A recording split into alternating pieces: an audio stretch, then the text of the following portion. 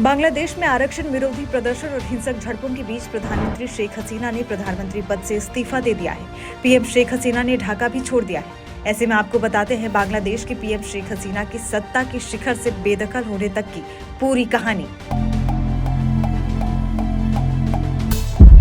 28 सितंबर 1947 को जन्मी शेख हसीना की शुरुआती जीवन पूर्वी बंगाल के तुंगीपाड़ा में बीता। शेख हसीना के पिता शेख मुजीबुर रहमान बांग्लादेश के संस्थापक थे। शेख हसीना कुछ समय तक सेगुन बागीचा में भी रही, फिर उनका पूरा परिवार बांग्लादेश की राजधानी ढाका शिफ्ट हो गया। हसीना ने छात्र राजनीति से सियासत में कदम रखा और आगे चलकर उन्होंने अपने पिता की पार्टी आवामी लीग के स्टूडेंट विंग को संभाला।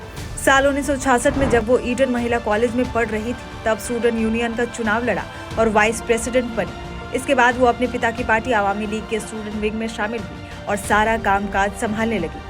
इसके साथ ही वो यूनिवर्सिटी ऑफ ढाका में भी छात्र राजनीति में सक्रिय रही। बांग्लादेश की आयरन लेडी कहे जाने वाली शेख हसीना 5 बार से प्रधानमंत्री पद संभाल रही थी। शेख हसीना की जिंदगी में तब भूचाल आया जब साल 1975 में बांग्लादेश की सेना ने बगावत कर दी और उनके परिवार वालों के खिलाफ विद्रोह छेड़ दिया।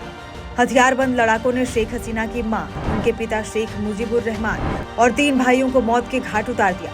उस समय शेख हसीना अपने पति वाजिद मियां और छोटी बहन के साथ यूरोप में रह रही थी और किस्मत से बच गई। माँ बाप और 3 भाइयों की हत्या के बाद शेख हसीना कुछ समय तक जर्मनी में रही। इसके बाद इंदिरा गांधी सरकार ने उन्हें भारत में शरण दी। वो अपनी बहन के साथ दिल्ली आ गईं और करीब 6 साल यहीं रही। बाद में साल 1981 में शेख हसीना भारत से बांग्लादेश लौटी और अपने पिता की पार्टी को आगे बढ़ाने का फैसला लिया। साल 1986 में पहली बार आम चुनाव में उतरी। हालांकि उन्हें हार का सामना करना पड़ा, लेकिन विपक्ष की नेता चुन ली गई। बाद में साल 1996 में फिर चुनाव हुए।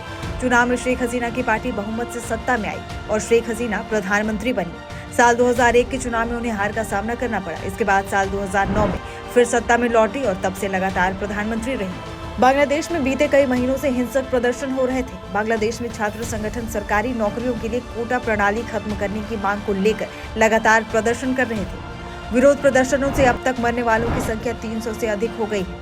हजारों की संख्या में छात्र लगातार प्रदर्शन कर रहे हैं। मामले में छात्र प्रधानमंत्री शेख हसीना के इस्तीफे की मांग कर रहे थे। हालात बिगड़ते देख शेख हसीना ने इस्तीफा दे दिया और बांग्लादेश भी छोड़ दिया।